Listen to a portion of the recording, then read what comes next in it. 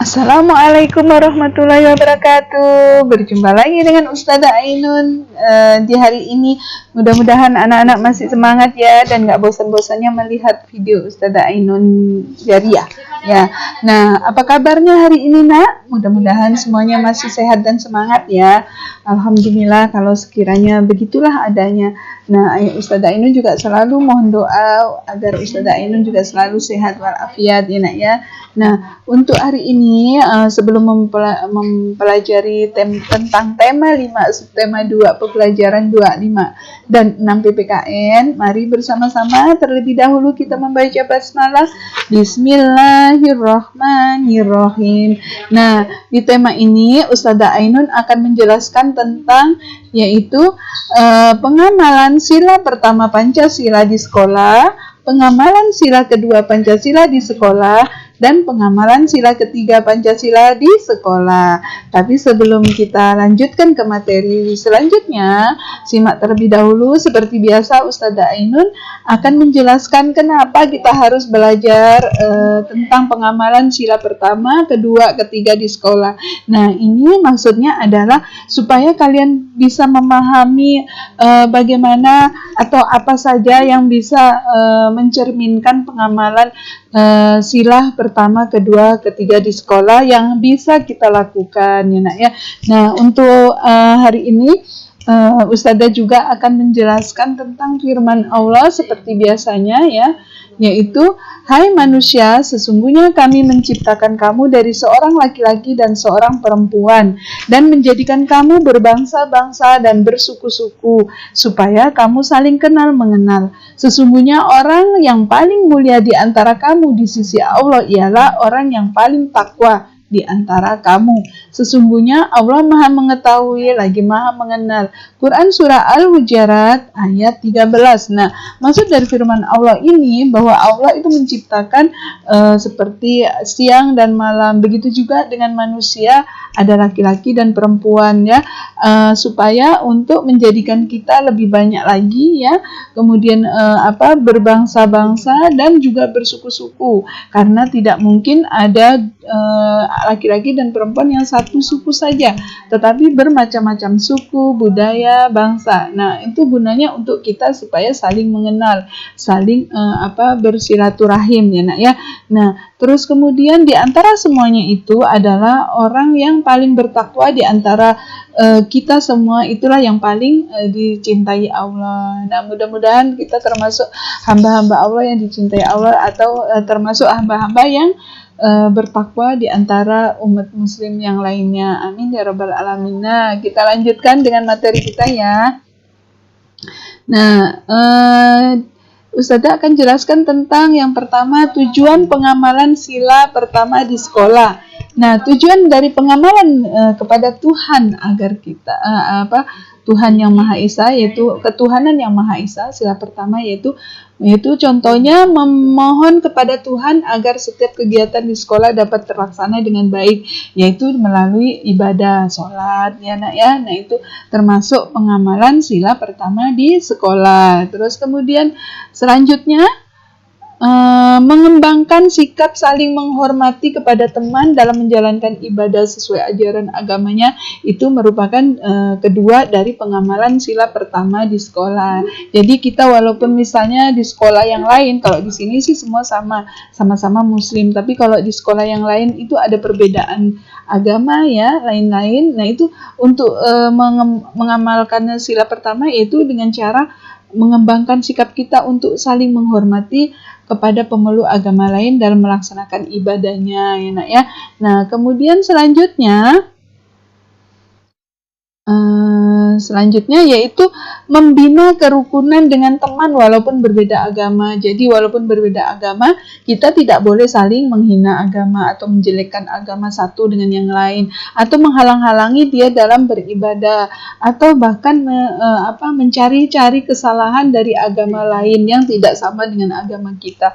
Nah, itu tidak boleh karena itu bisa merusak hubungan persatuan dan kesatuan kita ya nak ya. Jadi untuk membina kerukunan itu harus saling menghormati, menghargai perbedaan agama di antara kita ya nak ya.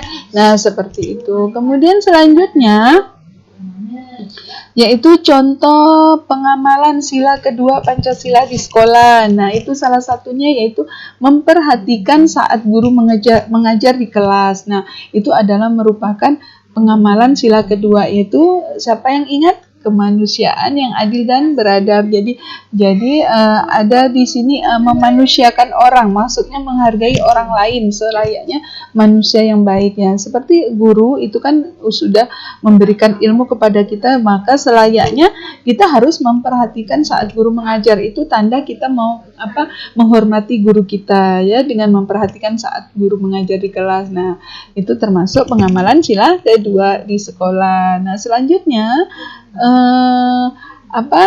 ikut memberi sumbangan untuk petugas sekolah yang sakit. Misalnya ada penjaga sekolah yang sakit, ada cleaning service-nya yang sakit, atau bahkan di antara kita juga yang sakit, itu kita ikut andil dalam memberikan sumbangan, baik itu moral, material, dan maupun tenaga kita ya nak ya. Nah, itu termasuk mencerminkan pengamalan sila kedua Pancasila di sekolah juga. Nah, kemudian selanjutnya itu sikap cinta tanah air, bukti dari pengamalan sila ketiga. Nah, siapa yang ingat sila ketiga? Ya, betul, Persatuan Indonesia. Jadi untuk menciptakan Persatuan Indonesia adalah salah satunya yaitu kita menggunakan produk buatan negeri kita ya sendiri. Jadi sebelum kita menggunakan produk luar negeri, alangkah baiknya kita menggunakan produk dalam negeri, yaitu untuk mempertahankan kejayaan produksi di dalam negeri kita. Kalau tidak kita sendiri yang mencintai produksi dalam negeri kita, siapa lagi? Nah, kan gitu. Nah, itu salah satunya. Supaya nanti kalau kita mencintai produk dalam negeri, otomatis kita juga membantu saudara kita yang menjadi produsen dari makanan atau bahan-bahan atau hal-hal yang lain yang dibuat di dalam negeri. Nah, ya, itu untuk menjaga persatuan dan kesatuan. Kalau misalnya kita menyukai luar negeri, yang dalam negeri diabaikan, maka nanti dalam negeri akan merasa terbengkalai, terus kemudian tidak laku, dan akhirnya membuat jadi kerusuhan ya di dalam dunia perdagangan di negara kita ya.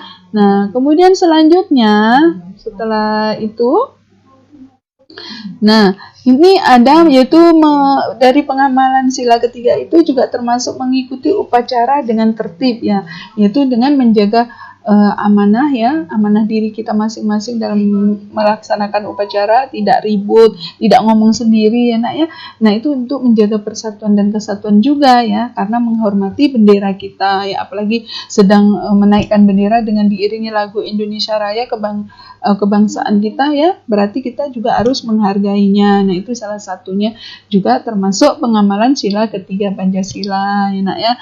Terus kemudian yang selanjutnya, nah ini yaitu mempelajari budaya daerah lain yang ada di Indonesia. Ini juga guna untuk mempererat tali silaturahim antara suku, antar daerah ya, yaitu dengan mengenal budayanya, pakaian adatnya, dan lagu daerahnya. Itu juga termasuk salah satu upaya kita untuk mempererat persatuan dan kesatuan di negara kita ya nak ya.